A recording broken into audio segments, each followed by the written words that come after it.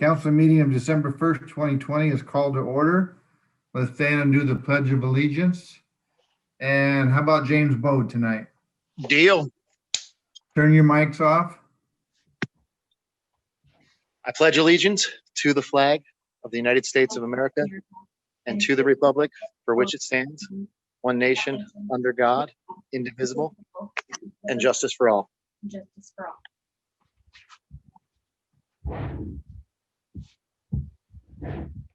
Back on here. Donna, will you do the roll call, please? I will. Let me text Megan back. She's trying to get in. Okay. Councilmember Feast. Okay. Here's roll call. Councilmember Schmidt, Here. Councilmember McDowell, Present. Deputy Mayor Peterson, Here. Mayor Dorsey, Here. Councilmember Bode. Here. Councilmember Inesco. Here. And let me admit Megan, because here she comes, and then I'll call her. All right.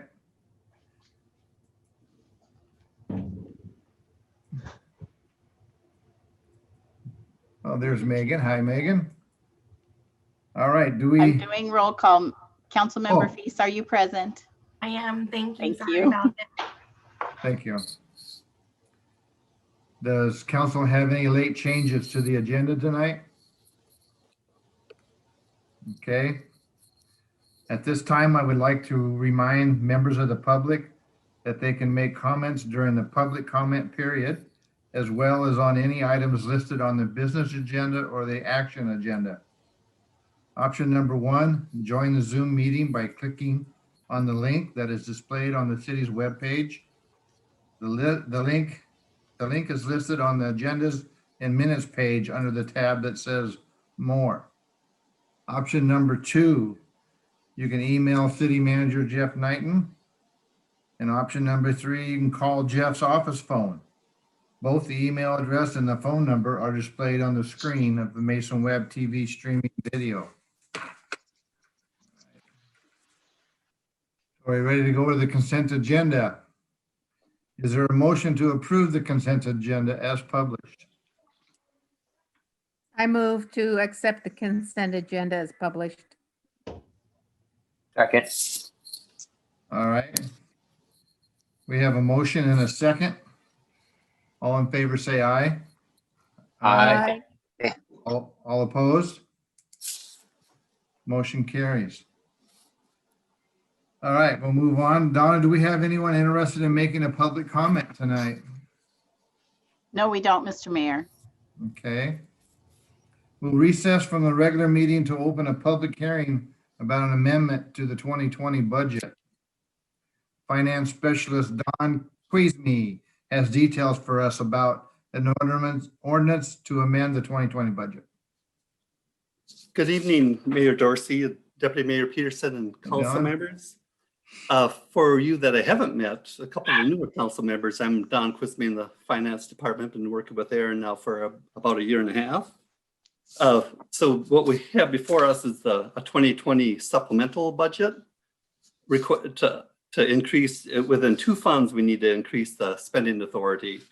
So every, I don't know if it happens every year, but we have to review our budget as we're going through the year, and if we need to make an amendment for additional spending, then that gets presented to the council. So the two funds that we need to increase the amount are the tourism fund and the sewer fund.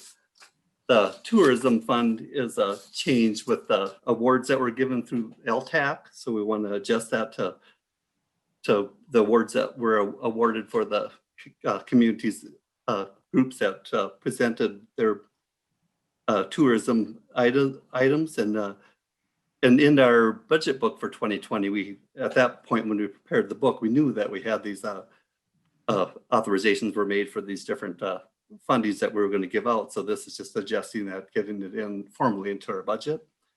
And then within the sewer fund, we had an unbudgeted expense of $240,000 connected with a bond payment. This to be ready for the refunding bonds that we are getting refunded this year. So we have to increase the spending authority in that fund also. In general fund, we have one additional FTE that we have included in here.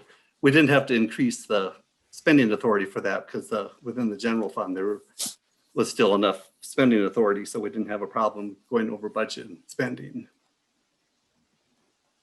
And if there are any questions, I can answer them. All right. Has anyone signed up for public testimony? Donna? No, Mr. Mayor. Okay. Will you give us a reading of the ordinance number, the first reading, ordinance number 1950-020? Yes, ordinance number 1950-0320, an ordinance of the city of Shelton, Washington, amending the annual budget for the year ending December 31st, 2020. All right. The staff is asking for a motion to move this ahead to the December 15th meeting. So do we have a motion? I move that we forward this ordinance to the December 15th city council meeting and place it on the action agenda for consideration. All right. Second that. And we have a second from Megan. All right. Do we have any questions or comments to make? Just a comment, Mr. Mayor. Okay. You know, this is a fairly routine process every year. However, specifically speaking to the tourism fund, I know we did some sort of last minute changes to how we do things. I would just like us to try to remain consistent when we're awarding these funds and then the subsequent budget supplementals that will follow on in the future. So if, you know, we can agree that just I think from the housekeeping perspective of budget management, it would just be cleaner if we continue to follow a normal procedure related to dissemination of funds for LTAC. I couldn't agree more. We are working on making it the same for everybody. So Awesome. Thank you. I do have a comment about that also, though.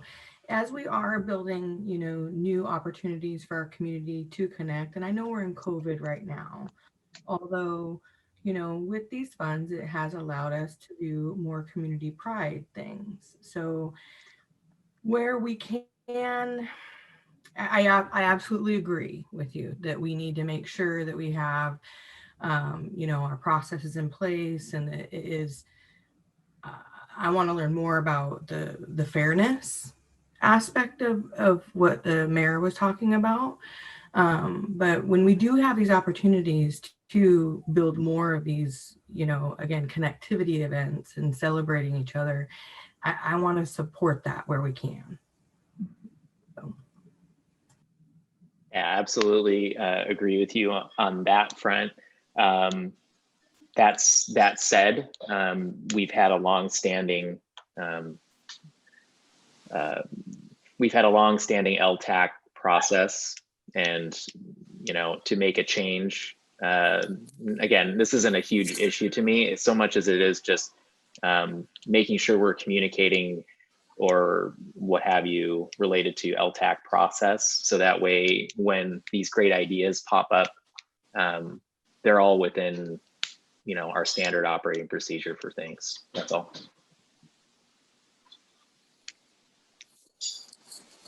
all right. We have a motion and a second to forward the ordinance to the December 15th city council meeting and place it on the action agenda for further consideration. All in favor, say aye. Aye. Aye. Aye. All opposed? Motion carries. The public hearing is closed and we'll resume the regular meeting now.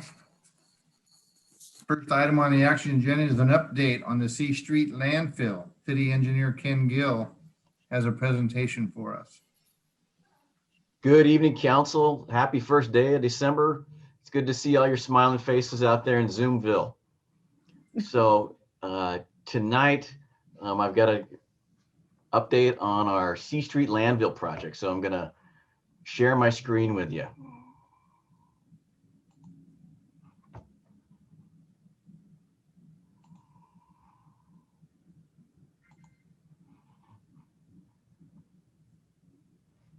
Okay, so you should be seeing a slide that says C Street landfill update. And I'm not hearing any Heisman signs or anything like that, so I think you guys are seeing all that. Yep. Tonight, I'm gonna, since the C Street landfill is probably on the top of everybody's minds around now, when that was going on, I'm just gonna back up a little bit, talk about what I told you about 6 months ago briefly, and then I'm gonna zip ahead and tell you what's happened since then. And then we're gonna spend most of our time talking about the next steps forward on this to get us to closing this thing out and being done with it. So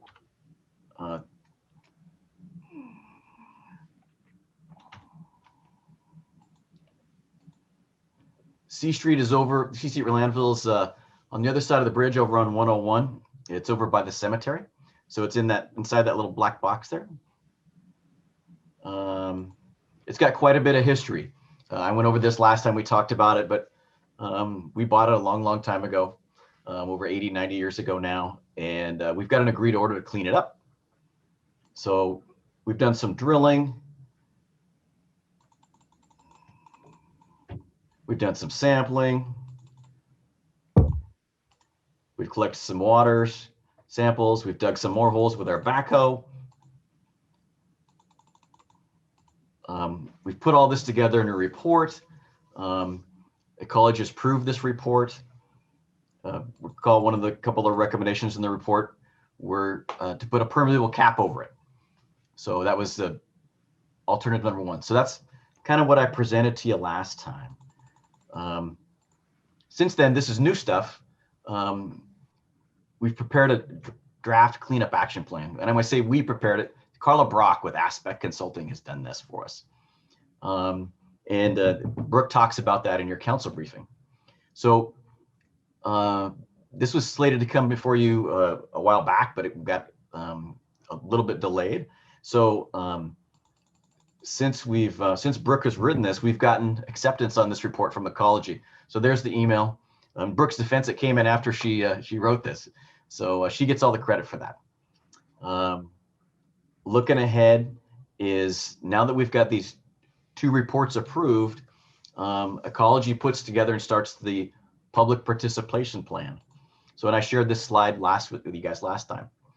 So today I reached out to them and asked our contacts at Ecology, his name's Andrew, and when would that happen? And his best guess that he gave to us today was first quarter 2021. So I'm hoping by April 2021, we'll be able to share something with you. Hey, and everybody else, this is what our studies found. This is what our plan is for closure. Tell us what you think. Once we go through that process, summer 2022 would probably be our best bet for construction. Summertime, you know, it's on a hill. Don't want a bunch of erosion down into the active gravel mine that Miles has down there off of Franklin. And the way we pay for it is through a remedial action grant that previous staff have gotten and that existing staff have applied for. So we've got about just shy of $700,000 in that grant now. And we've applied for another $500,000 through for the 2021-2023 biennium. So of 2022 construction would fit right into that Ecology biennium. So that's what I've prepared tonight. And if you have any questions, I'm happy to answer any of them. Ken? Go ahead. Yes, Ken. So this is more grant money that we applied for other than what we have already, right? Correct. Okay. Yep. So how much, I didn't quite get the number. How much is it? How much more have we applied for? We applied for another $500,000. Okay. Thank you. Anyone else? Good work, Ken. Thank you. Yeah, great work. All right, Donna, do we have public comment here? I don't see anyone signed up, Mr. Mayor. Okay. All right. Any more questions or comments? If not, no, we'll just move this along. Next on the agenda is an ordinance for a franchise agreement with Cascade Natural Gas. City Manager Jeff Knighton has the details for us. Thank you very much, Mr. Mayor, Deputy Mayor, members of council, and members of the public. This is the second reading this evening for a franchise agreement with Cascade Natural Gas. It's something that staff has been working on for quite a while, and we did work to ensure that the provisions in the agreement provide adequate protection for the public rights of way and retain the city's ability to move those facilities consistent with city needs if and when there are ever any issues with those facilities. Not that I foresee any, but just make sure that that provision was in the agreement so there wouldn't be any questions later. There is nothing in this agreement or in this particular agenda item that has changed since council first heard this item on November 17th. And I'd be happy to answer any questions if you have any.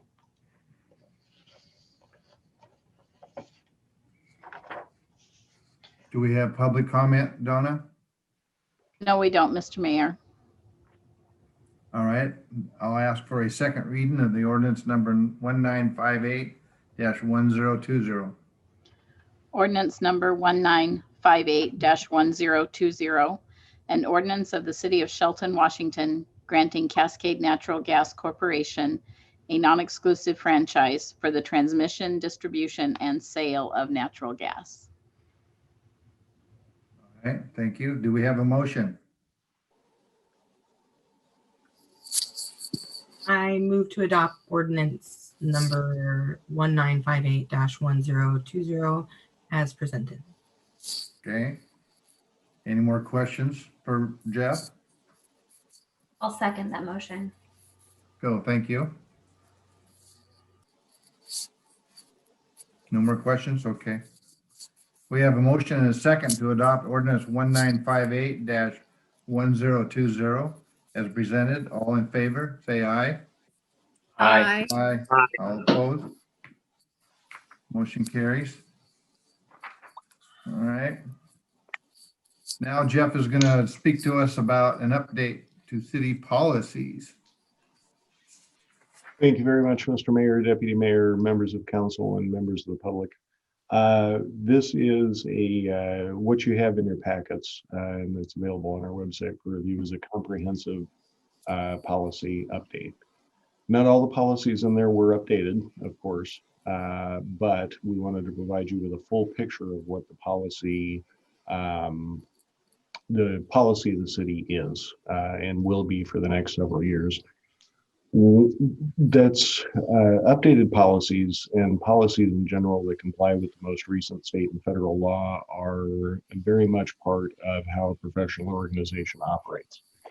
It's one of our core foundations, and I know it's something that the council has asked for since I got started here.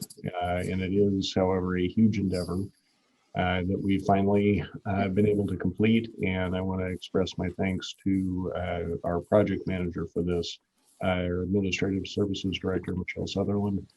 She did an excellent job herding chickens, as it were.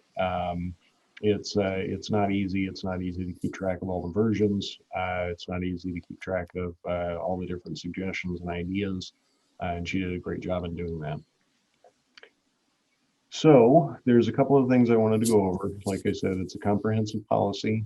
There are 438 pages, I believe. So I'm not going to read each one since we don't want to be here till midnight, but there are a couple that I did want to mention specifically. And the first one I wanted to mention is Administrative Policy 100-01. That's a policy that hasn't been updated since 1991. And basically what that says is that there are differences between city policies, which are the council's realm and authority to review, and then there are administrative policies, which are my responsibility. Basically, what it comes down to is if a policy affects all city departments, that is a council city policy. If it affects just one department or one or two departments, it's an administrative policy. However, we provided both administrative and city policies to you in this packet, and we'd be happy to listen and take into consideration what the council has to say on any administrative policy that we have. Second one I wanted to mention, and this one's brand new, is our fraud prevention policy. And these are controls that the city needs to have to ensure that we protect ourselves against fraud, protect ourselves and our citizens against fraud. Something that comes out of our finance department, and one that I wanted to highlight to ensure that the council and the citizens are well aware that we are doing everything we possibly can to protect city assets and our internal resources. That's policy 300-35, if you want to take a look at that. Or if you've already reviewed it and have questions about it, I'd be happy to answer any of those. Back to a couple of other new policies that are general administration, and they are city policies. Another one I wanted to highlight is the conflict of interest policy. And that's to ensure that people, the council and the citizens of the city are aware that we will not have conflict of interest. There will be nothing behind the curtain, nothing in back room done anywhere. Everything we do is transparent and out in the open, and are happy to discuss anything with the council or any actions the city has taken with the citizens of Shelton. It also has, because the holiday season's coming up, the receipt of gifts policy is part of that. And basically we can't take anything as a gift that's over $25 in value.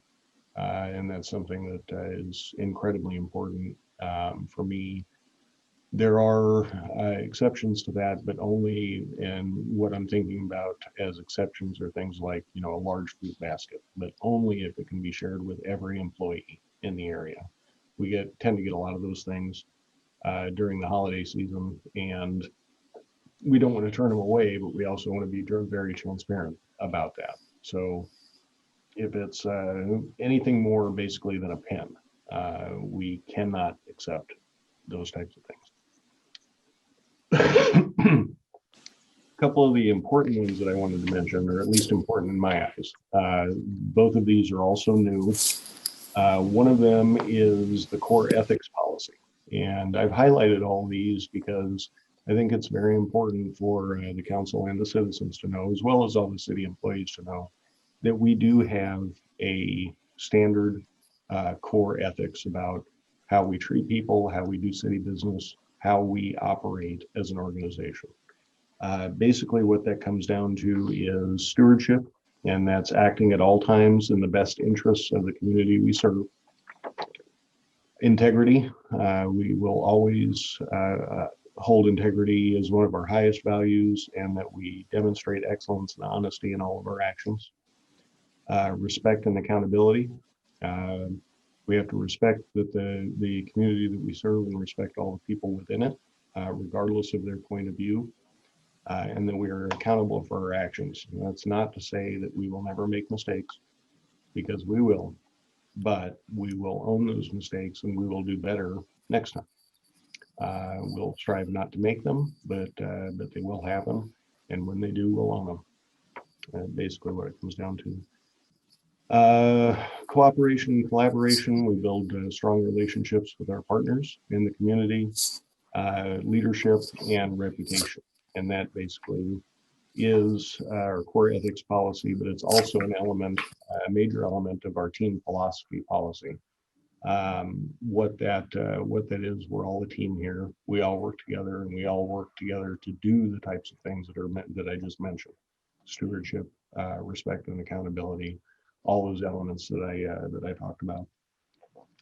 And then the last one that I wanted to mention is what we're calling the council deliberation or council review policy, and that goes hand in hand with what we've talked about over the last couple months.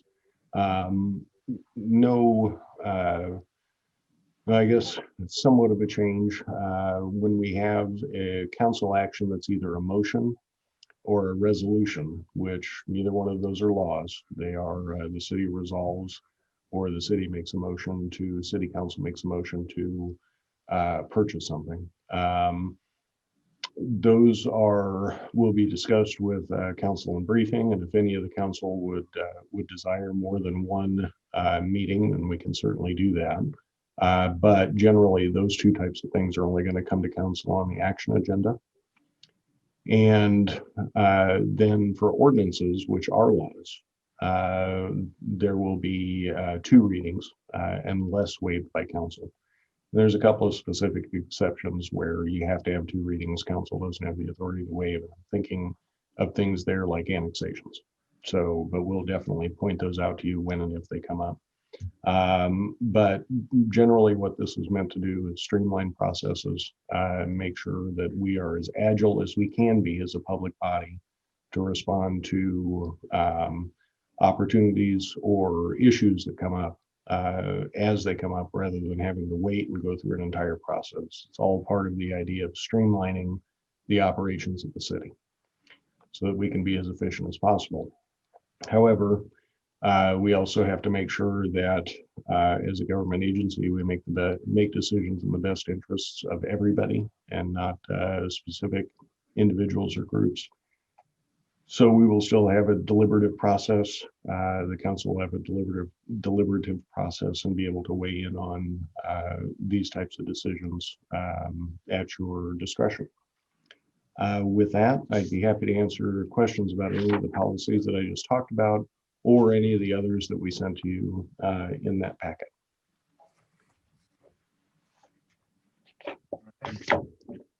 Anyone sign? Oh, you got something, Eric?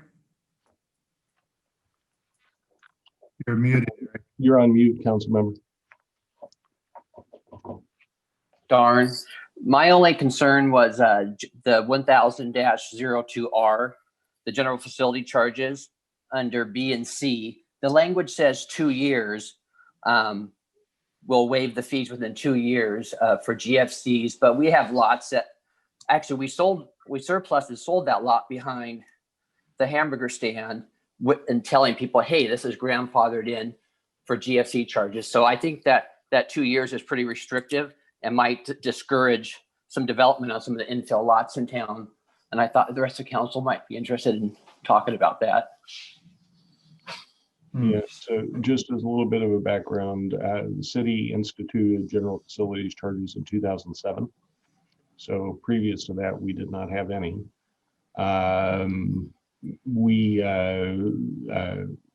Public Works Director Harris and I talked about this a little bit today. If it is part of the council's desire to encourage infill development and say something like, and I just off the top of my head, but just something to think about, say something like, if the property has ever used GFCs or ever had GFCs previously, or sorry, sewer connections and water connections, then the same or similar structure could be built, but we could keep the language in there about, if you upsize a meter or something like that. So it's not a blanket. But happy to have council talk about that and kind of think about the different ways to structure. Yeah, I would agree. I think it'd be good to, as we, move on with some of this, I think it'd be good to talk through some of that in more specifics, that, kind of the pros and cons of either approach. I'm kind of unfamiliar with general facility charges and when they apply and when they don't apply sort of situation. So it'd be good to talk about that in the future. Agree with that. Okay. And we will be talking about that as part of the development code update. We'll be talking about that and other pieces and parts. It gets pretty complicated pretty quick, but with this policy, we can make that revision and then revisit it at a later time when we talk about the development code, if that's acceptable to everybody. I mean, it is attractive if you buy a lot in town and don't have to spend, $10,000 on GFCs when it's already had utilities in the past. It's just what I was thinking. So it could get some of these lots filled. So that's just what was my thought when I was reading through these. And by the way, thank you for the 459 pages of homework that you gave us this week. Thanksgiving reading. I read all of them. Does anybody have any questions or thoughts about that? And like I said, when we I About do. you, Jay, did you want to say something about it? Yeah, Public Works Director Harris, good evening, Council and Mayor. So the GFC, that policy came from others. It's pretty standard in the industry that if you demolish a house, let's say, that was built in the 30s and the lot is vacant for some time, even though it had water and sewer service, that you would pay those capacity charges. Most of it is because when the GFC was adopted, most of the houses that are getting tore down and put back up or whatever, if you do it within the 2-year period, you don't have a problem. But none of them originally paid the GFC to begin with. So that policy is actually pretty common in most development codes in Oregon and in Washington. We could take it out, obviously, is one option. Another option is to say anybody prior to the adoption of the GFC ordinance would have to pay, and that the people that after the adoption of the GFC ordinance, if they had water and sewer paid for the GFC, they wouldn't have to pay, obviously. So we have options there: removal or set a date and time in the policy, or leave it the way it is. Let's go back to the example of the property that we surplus and sold with the attraction of being no GFC charges. This new policy, when they decide to build a nine unit apartment or whatever they were going to build there, they'd be paying the GFC charges, correct? Under this new policy. Yeah, they would be. So the way that worked is if it had water and sewer previously, like to a little house or something, and with an apartment, they obviously put in a much larger meter. If the house was ripped down and within a 2-year period, they got their permits issued, we'd credit them for the smaller house meter and they'd only pay the difference in general facilities charges in that instance. If it never had any water and sewer, they'd pay the full GFC charge. They wouldn't get credited for something that never existed, for the utilities that never existed. It was an apartment complex and it did have water and sewer. So that was my question. This new policy would charge them, even though that the pitch to sell this property, which sold for way too cheap, was that, hey, you don't have to pay the GFCs for this property, so that's just. Yeah, and they would, if they already had water and sewer, whatever they developed, if they put in a much higher use, much bigger meter, they just pay the difference. They'd get credited the existing GFCs. Well, I'm sure there's no GFCs there because we're talking 20 plus years ago. I mean, it was a brick hollow building for the last 20 years that I can think of until they tore it down. Yeah, everybody's grandfathered in though, right? So, I mean, the house that was built in the 20s, even though they didn't pay the GFC, if they go and replace that house in a 2-year period, they don't pay any GFCs. Okay, but we're talking about lots that have no houses right now that had a house at one point in time more than 2 years ago. That's correct. So, they would pay the additional GFC at that point because they can lay vacant for a long period of time. I have a question. Go ahead, Kathy. I see you were. Thank you. So let's take, someone builds a house on a lot and let's say 3 years after they've built it and they've paid the GFC on it and the house burns down and the lot sits for a little while longer and a new owner comes in. Are they gonna have to pay that? Nope. Nope. If they build the new house within 2 years, 2 years. Yeah. But what if it's like 3 years? What if it's like 3 years? they're gonna have a problem. Yeah, then Okay. under this, the way it's written, they would need to pay if it sits for 3 years. right. Brimston, Snohomish has theirs set at a year. Spokane has it instantaneously for the most part, which I was really surprised. Yeah. Anyways, there are people all over the map on this. I put 2 years in there. I thought a year was a little too short. Yeah, there's two different ways to look at this. One is that, yes, we are, if a lot has sat vacant for more than 2 years, then to build something on it would be an additional cost.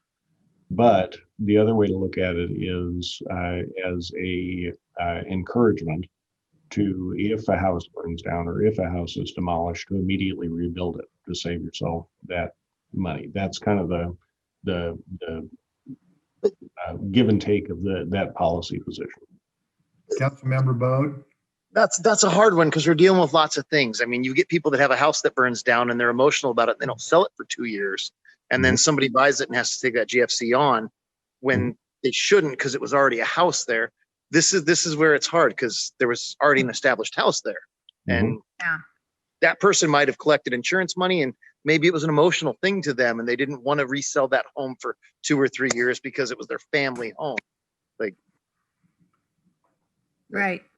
So I'm going off on it, but those GFCs add up and they definitely hit people's bottom lines. So Yeah, my thought is just encouragement to actually fill these lots. I mean, this doesn't, and all these lots have not had a house on them. Most of them for 2 years. There was a fire, there on Alder Street. Maybe that house was less than 2 years ago, but most of the lots we have not had a house on them for more than 2 years. So if we want them built, it's attractive that you don't have to pay the GFCs. it is, it's very attractive. So we What- can, I'm sorry, What I have a comment that one issue is if you don't charge capacity charges, somebody eventually pays. Usually it's the ratepayer in higher sewer rates or higher water rates that we got to get caught up on, whether it's I&I, whether it's a planned expansion, whether it's a pipeline resizing, whether it's a lift station that needs additional capacity. So we're getting done with the new sewer comprehensive plan. We're almost done with the water comprehensive plan. So we're going to be talking a lot about projects that are out there that need to be done. It's a 20-year look, right? So there's some longer term stuff there. But the intent of the GFC, the way it's currently written, is for capacity charges and improvements. The state of Washington actually allows you to include other type of non-capacity projects in there. We currently don't have that though. There was an ordinance that was written that said it's for capacity projects only. So anyways, that allows us to keep up with growth, because what happens is if we don't, then as that new user comes online, we're always going to be behind with the wastewater plant isn't big enough, or lift station isn't big enough, or reservoir, or whatever the subject is. So if we can get caught up on it, it will help future people as they come online to get these capacity improvements at least more in line. Because what happens is, we have one up on the hill right now that there's significant issues with water pressure and sewer line capacity and other stuff. So the developer is going to, if he wants to develop, is going to either have to pay out of his project, we're going to have to do an LID, or there's going to be some line extension agreement or something like that. So you look at different ways of funding it. But we do need to keep up on our capacity projects moving into the future. And that's where the GFCs are important. But we're not talking about all projects. We're talking about lots where there's a house, no house, a house, no house, trying to get people to entice them to build on those lots. And we're not talking about every project. We're not talking about getting rid of GFCs. Just some of these lots that have been vacant for a while, and so. Mayor Dorsey, if I may. Oh, I see. the other thing I'd like to mention is that the flip side of that is by encouraging development on these lots, in theory, we are increasing the number of residents and taxpayers into the city system, which should provide, some relief instead of having that tax burden spread over a very small number of households, that now we have more people paying into that long-term growth. And while I agree with Mr. Harris that we do need to be looking at that long-term growth and planning for capacity, I do think that there are times when incentivizing infill in the city limits is going to be very important for us to be able to sustain our system for the current taxpayers. Not to be Jay? flippant, last time I checked our general fund, we didn't have much wiggle room to be incentivizing at this point, and I understand that. And that's why I would love to talk more about this, because I would love to understand what the financial implications look like, or what the incentive situation may look like, because I know we're very tight on that front. So I don't want to say table this for now, but I would definitely love to talk more. And it sounds like between Bode and Eric, good catch on that. I totally forgot about the apartment behind the Ritz, and what was sort of promised, if you will, at that time. I think we should talk more about this, and I think it absolutely dovetails into the development code. So sorry to interrupt. It So does indeed. Go ahead, Councilmember. Megan had something too. Mr. Mayor, I was just going to recommend that we make a modification to the recommended motion and consider taking this policy out of the packet so we can do some more work on it, and then consider, if we don't have any, other discussion about other policies, we could accept the whole policy package, removing that one. So Do we have to approve it tonight? Just to clarify here, this is a public works policy, so it is an administrative policy. It is not a city policy. But what I'm hearing the council say is that you would like us to revert back to where we have, if service was provided to a lot at any time in the past, then GFCs will not be required so long as there is proof.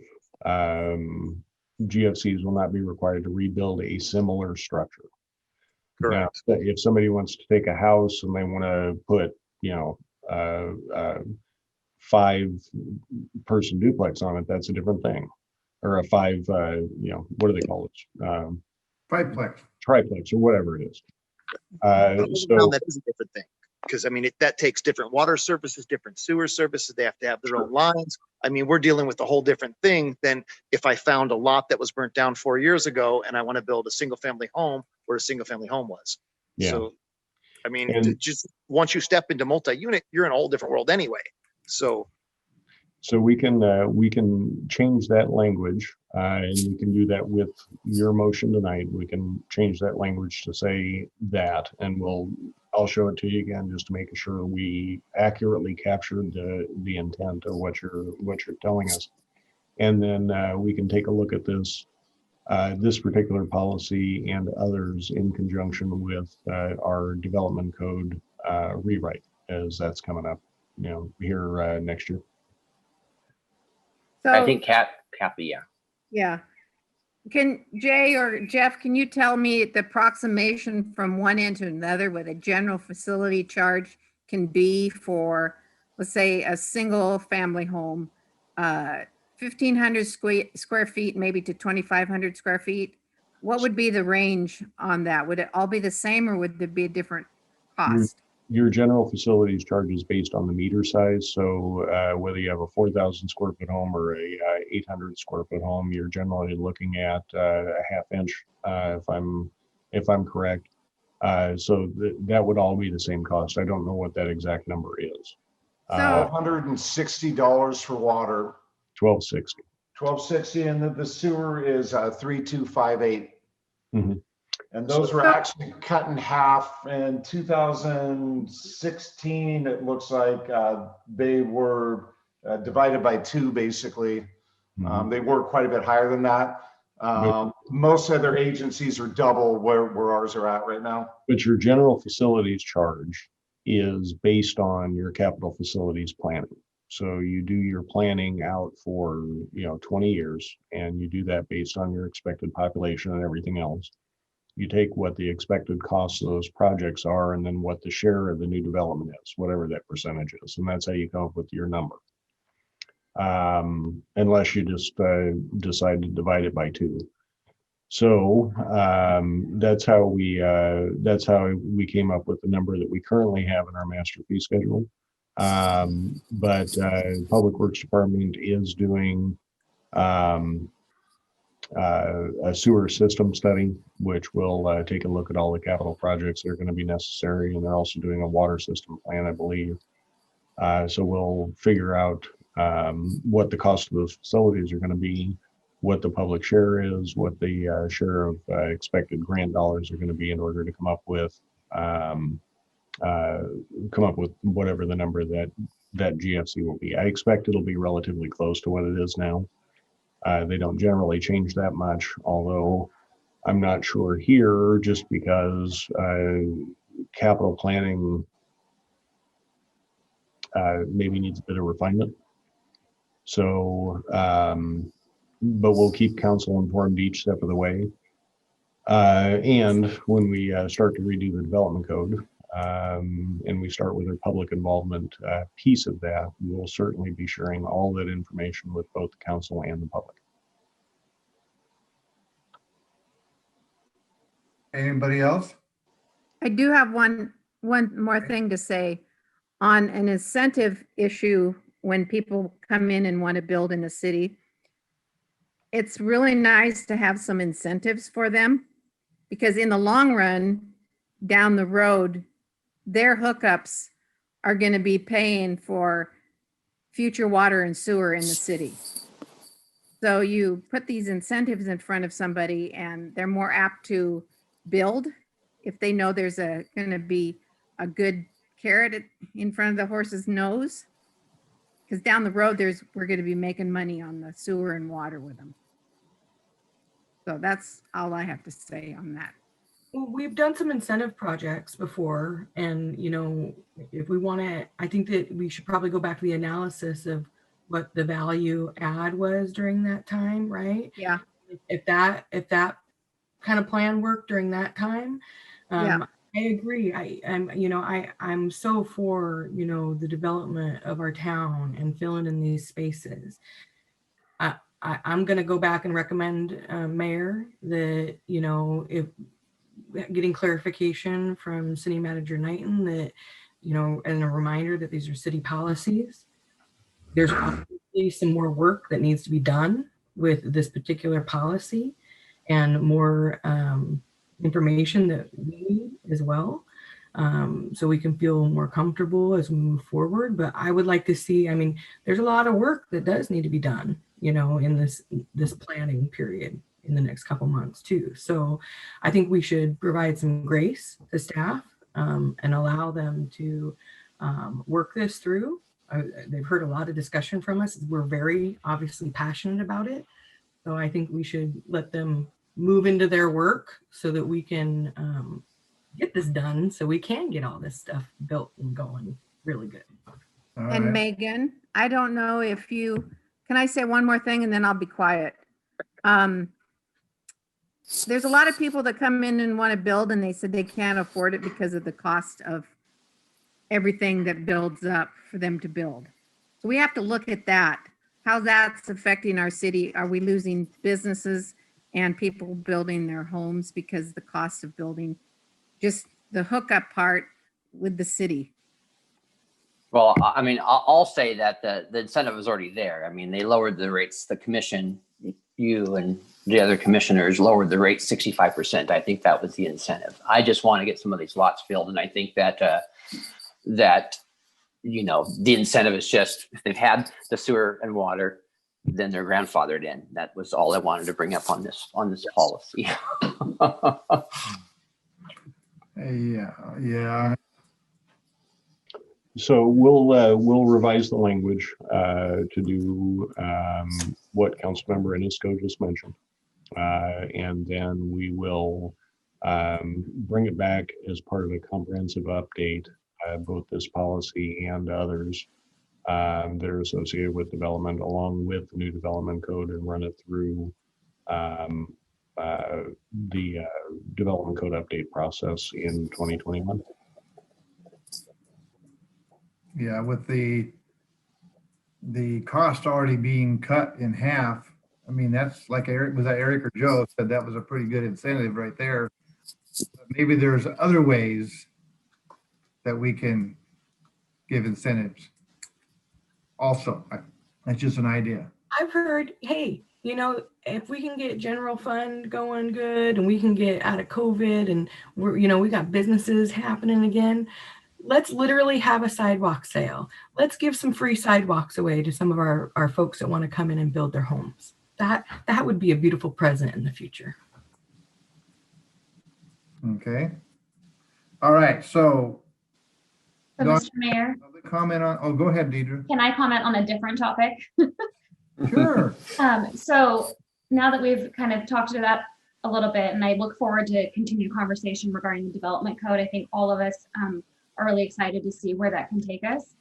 I did want to jump back to the three touch rule, and I know we've talked about this as we move from a commission to a council. We've talked about it several times since then. You know, in some cases, it makes sense to me that we don't need three touches.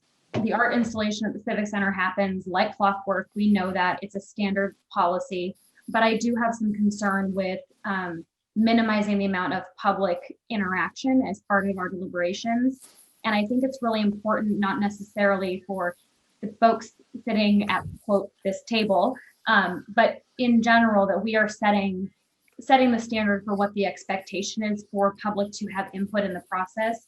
And I still have some real consternation surrounding not requiring multiple avenues or multiple platforms for people to have that say, because we have seen in the past where decisions are fast tracked and we have had long ranging financial implications, policy implications. And so I really have some concern with reducing that down. I appreciate the fact that our current policy already allows council to take things like the Arts Commission installation and fast track that. But I do really worry about not only the public perception, but the commitment to our public transparency, which staff and the council have worked very hard to build. And I wanted to bring that up to hear if the other council members have thoughts on that topic. Can you give me the number on that, Deidre, so I can find that again? Oh, I think that is part of 100-10. Is that right, Jeff? 100-10. Deidre, Mhm. Deidre, may I say something, Mayor? Yes. Is your concern keeping the three touch on some of the subjects that we have? Yes, particularly with anything that has either a change or is a new policy, and or if there's something that is a significant financial implication for the city. I can think of some examples from years ago where, you know, being less active in city council and city business than I am now, I wouldn't realize that something was about to be voted on. And we've also seen where things had been jumped and they didn't do the three touches, which is why at that time it was put into place. And I have some concern about making sure that we have adequate public input. And while I appreciate, and the operations manager in me says, go efficiency, agility, we need this, trying to balance that with the need for transparency in that process is really important to me. I agree. Well, Deidre, what about if we did it like we're doing it now with the business agenda and the action agenda, but on the action side, we don't need them to come down and give us a big presentation, the same one we had 2 weeks prior. Yeah, and I mean, I don't, Maybe I'm not go ahead, Joe. but I thought that's what we did. I thought that's what this change is exactly doing. If it's an ordinance, if it's something outside of budget, the already adopted and approved budget, if it's policy, that is a two-read situation.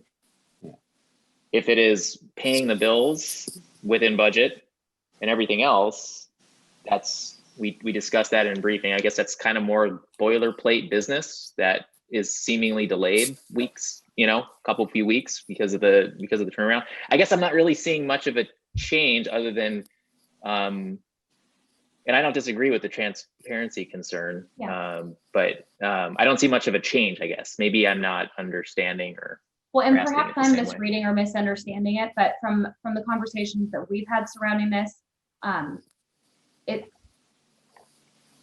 we're using briefings as our first of the 3 touches. And so if something hits our meeting agenda and someone doesn't see that, and now we're at a second meeting and we're now voting on it, there's not adequate opportunity for input. That's my concern. I think council is very well aware of the process and staff works very hard to get information out. But when it comes to those types of things, I have some long range worry, I guess is the best way to say that. So I can corroborate what Deidre's thinking and feeling right now, because as I started hearing this conversation this evening, and I know that we've talked about policies and this has been coming, this is a good example of seemingly not having enough time for folks to have input, I guess.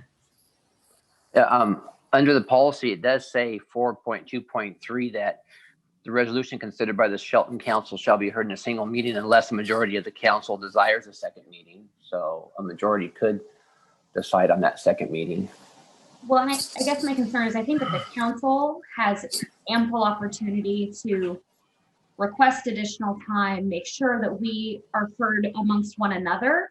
My concern is if we have a single meeting and it's gone, what does that do for someone who that particular policy may impact, or they found out about it later than they should have? I mean, certainly we want to continue to work hard as staff has to get out the looking ahead and give people opportunities to know what's coming down the pike so it's not a surprise. But just because council's well informed and decides to take it in one swoop doesn't necessarily mean that our public is well informed on a particular topic.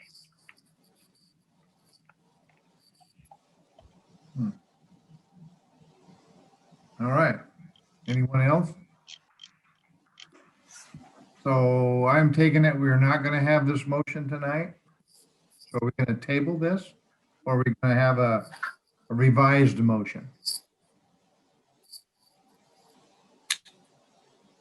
Anybody? But the general facility charges, Jeff, you said we were just going to change those and bring those back to us. I can change those and bring that back to you as part of the development code update. As far as the council deliberation or council review policy, if that's something council desires to change, I would recommend that you table the entire discussion and I'll bring it back to you in January. Okay. Everybody good with that? Yeah. So we're moving to table the entire, what's the name of the whole, sorry. The proposed city policies. Okay, so I moved to table the proposed city policies. And is that date certain, Eric? Jeff? Till what date? January 19th. Until January 19th. Okay, that's our motion. Anybody have a second? I'll second it. Okay. Okay, wait. It's been motion second. Eric all- motioned it. Who seconded it? Oh, Pick me or I James. think that I heard Go for vote, it. yeah. I'm gonna put James. it's been motioned and seconded. All in favor, say aye. Aye. Aye. All opposed? Okay, motion carries. All right, Jeff, let's move on to your city manager report, please. Thank you, Mr. Mayor. Just one thing I wanted to mention this evening, and other than I hope everybody had a great Thanksgiving holiday, we were able to complete a grant program with our partners at the Economic Development Council. Very much appreciate their help in assisting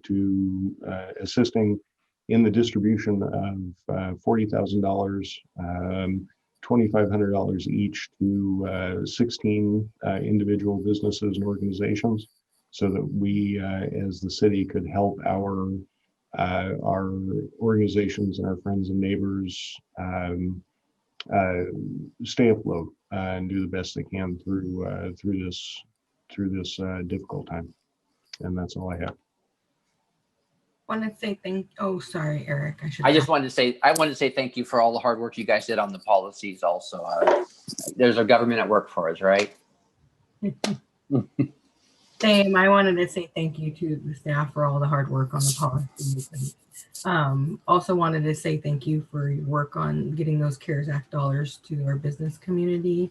I have direct feedback from some of those businesses, and they were really appreciative of it was a really, really quick turnaround also for them to apply and then get the funds back into their bank account. So just appreciate the collaboration.